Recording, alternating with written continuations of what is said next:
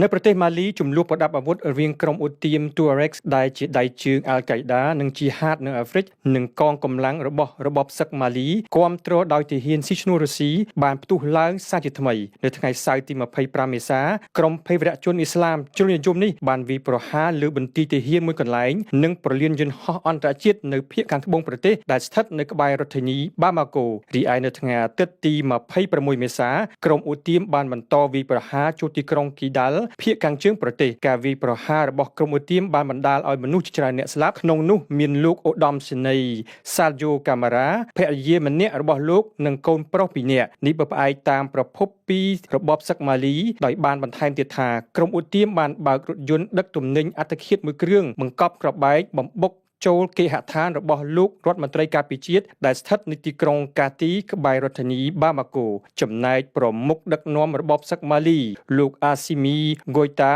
ត្រូវបានជម្លៀសខ្លួនចេញទៅកន្លែងមានសុវត្ថិភាពបើតាមប្រភពដដែលប្រជាជនស៊ីវិលនិងទាហានចំនួនប្រមាណ16នាក់បានរងរបួសនៅក្នុងចំនួនប្រដាប់អាវុធហិង្សារវាងកងកម្លាំងរដ្ឋាភិបាល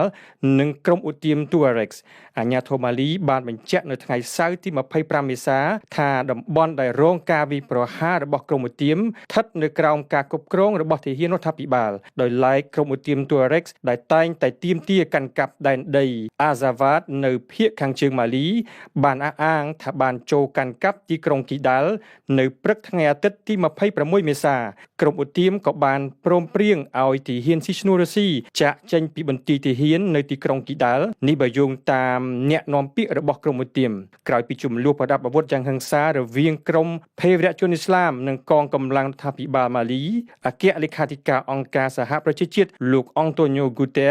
បានថ្កោលទោសចំពោះអំពើហិង្សាដ៏ឃោរឃៅដែលបង្កឡើងដោយក្រុមឈីហាតរដ្ឋអ៊ីស្លាមនិងក្រុមឧទាម Tuareg លោកអង់តូញ៉ូហ្គូតេក៏បានអំពាវនាវឲ្យសហគមន៍អន្តរជាតិជួយទប់ស្កាត់ការគំរាមកំហែងរបស់ពួកភេរវជនជ្រុលនិយមដែលបង្កព្យុះភ្លៀងនៅអាហ្វ្រិកព្រមទាំងផ្ដល់ជំនួយមនុស្សធម៌ជាបន្ទាន់គួររំលឹកថាកាលពីខែកញ្ញាឆ្នាំ2024ពួកភេរវជនអ៊ីស្លាមបានវាយប្រហារសាលាបណ្ដុះបណ្ដាលយោធិនមួយកន្លែងបន្ទាយទាហានមួយកន្លែងរួមនឹងប្រលានយន្តហោះយោធានៅរដ្ឋធានីបាម៉ាកូ